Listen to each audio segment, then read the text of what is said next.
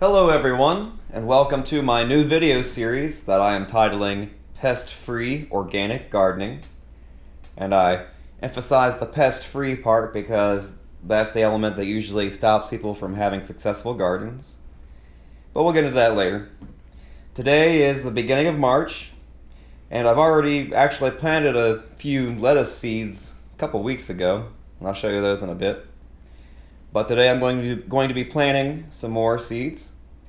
I have 4 different varieties of lettuce. One summer crisp that's better suited for summer growing because it won't have problems drying out so badly dealing with the higher temperatures. And then I have 3 other varieties of lettuce seeds for spring and fall. You can see this Ruby Sky is a good fall variety, Starfighter, Vulcan. The summer crisp I have is Mirror, and these are all from Johnny's Seeds. I usually only shop from a couple major seed banks, Johnny's and Burpee's, and maybe a couple other ones too. And really, as long as you've had success with the seeds of that seed bank, go ahead and use them. I use Johnny's in particular, even though they're a little higher priced. You're pretty sure you're going to know what you're getting. You're going to have a high germination rate. You're going to have stable genetics, because I've bought seeds off eBay before, pepper seeds and whatnot that were not anything like pepper seeds that I've bought from other banks. So it does make a difference from what bank you buy stuff, so take that into consideration. And then today I'll be starting up some peppers. I got 2 different varieties from Burpee this year, Big Daddies and the Godfather hybrids. Very large red and a very large yellow variety. And then over here I have 3 different types of cucumbers. One from Burpee's, this is Brown Russian, very nice. Johnny's, I have some striped Armenians, which are kind of long and skinny. And then I have some lemon cucumbers from Johnny's too, which are a bit different. Never grown these before. I've heard good and bad things about them, so I might as well see what all the hubbub is about. And also today I'm going to get some carrots started. I have these yellow bunch carrots. I usually do like the rainbow style of carrots where you get a variety of different colors. And if my memory serves me correctly, the yellow carrots are always the best texture and the best flavor. So I'm going to try just growing yellow varieties of carrots and see how they do. We are down in the same basement. I used to grow mushrooms, but of course no mushrooms down here, no lights on or anything else. I do have the fan ventilation running all the time throughout the winter, whether I have anything down here or not, just so that I keep any mold or dust, whatnot, from settling down here. Helps keep it cleaner. You can see here, I've made like a little bit of a rig here with 4 10-watt LED lights shining down. These are just kind of like a little floodlight. I like using the LEDs. If you do use LEDs, get the cool white.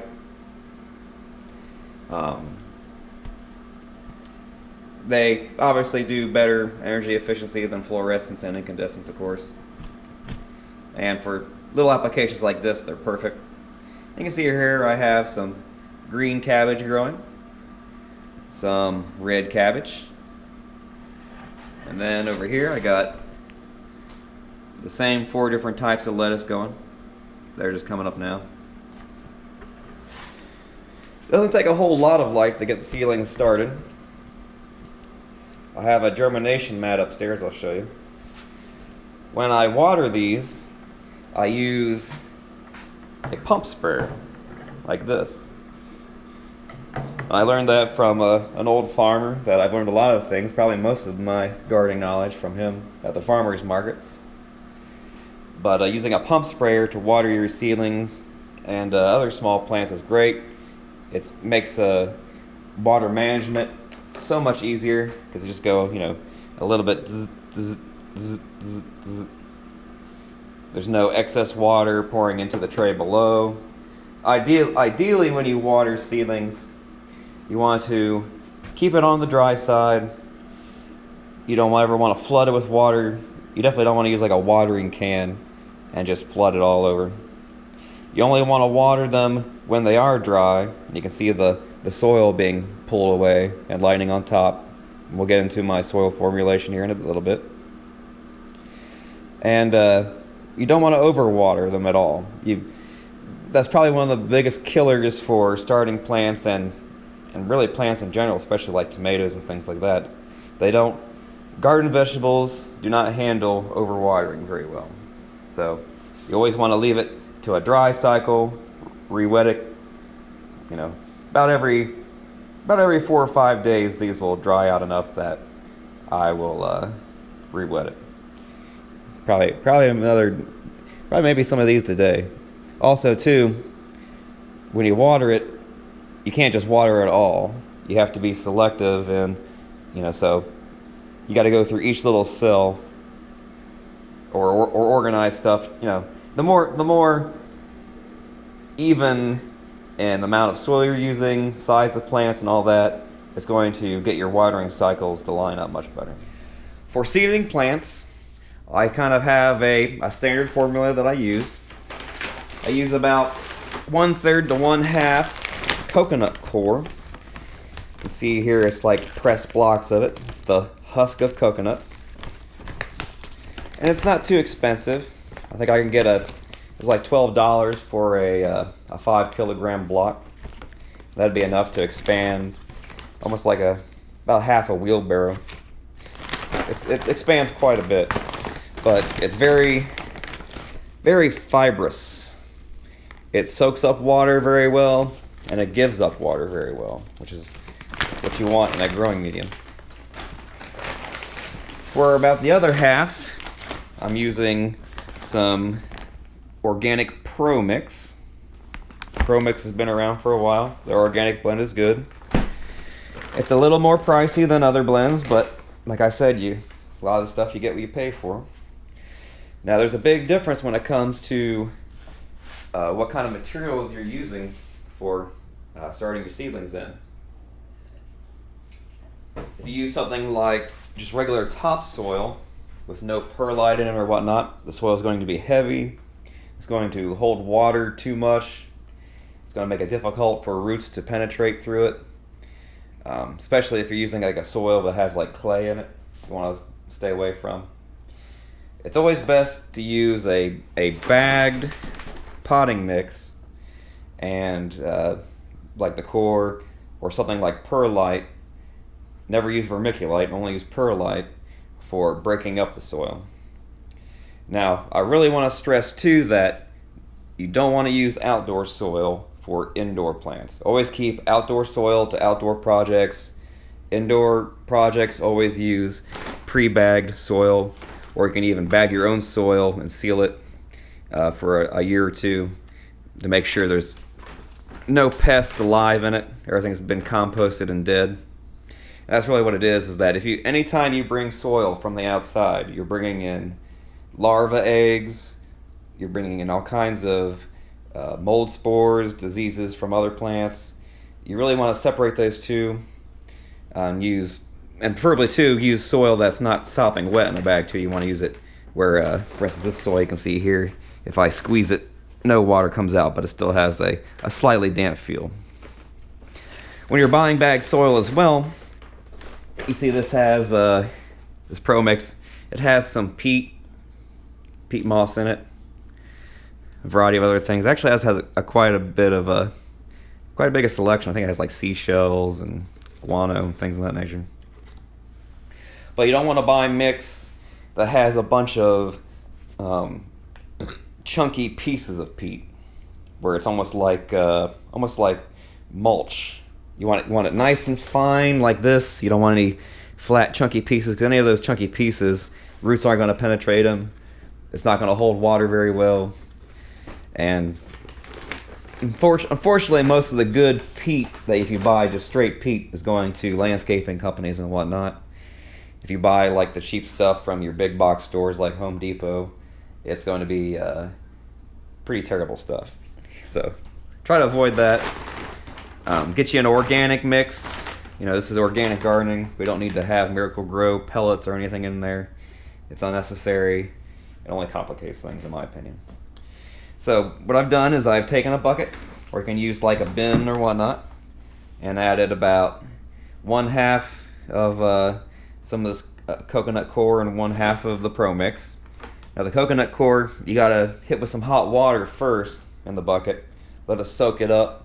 It only takes maybe like a half a minute, and then take your hands and break it all apart and kind of keep going with that. Just don't use a whole, too much water where it's like sopping wet.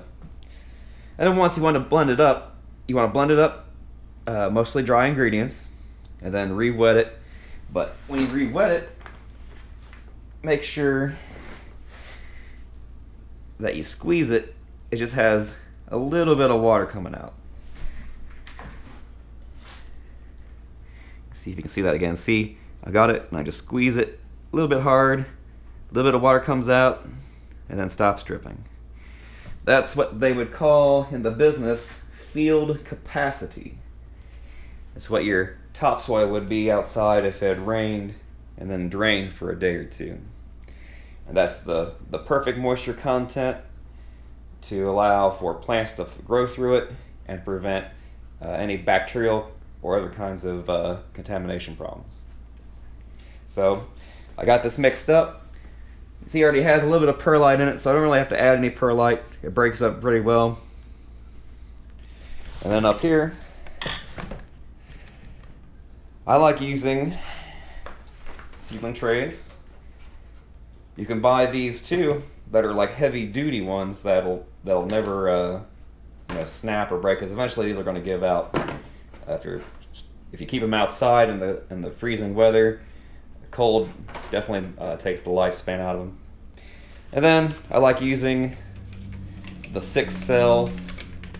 See, these are actually stuck together. 6-cell trays. When you put them all lined up, it'll total 72 plants, 12 by 6 cells. And you can buy them even smaller than this, where it's 144 cells per tray, but I think those are too small. And I used to start things off in the little half-pint containers. That would be, about 3 by 6, so about 18 of those per tray. And that's really too much soil to start seeds up in. You'll have, any time where you have soil that's been sitting around in a planter pot or tray or whatnot, that's not being colonized by plant roots, it's soil that's staying wet. It's grounds for fungus gnats, aphids, all kinds of junk that will get in there and cause a problem. So you never want to start a plant off in a large pot with a bunch of excess soil. You want to stage your plants from small to large. So what I'm going to do is get some of this dirt down here, fill these cups. I guess I should stress that this is not, technically you would call this soil free, because there's no dirt from outside. Well, no, I guess I can't say that.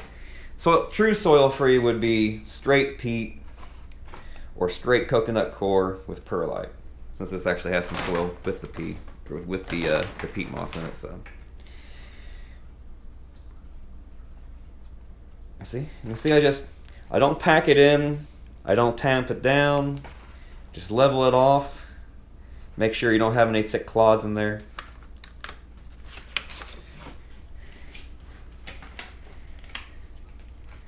Do it over the bucket so you're not making a mess somewhere else.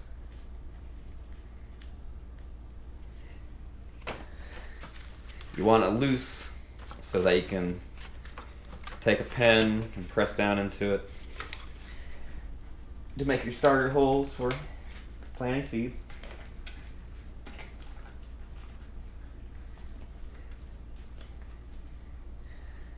I'm not quite sure how many I'm going to need to make of these at the moment.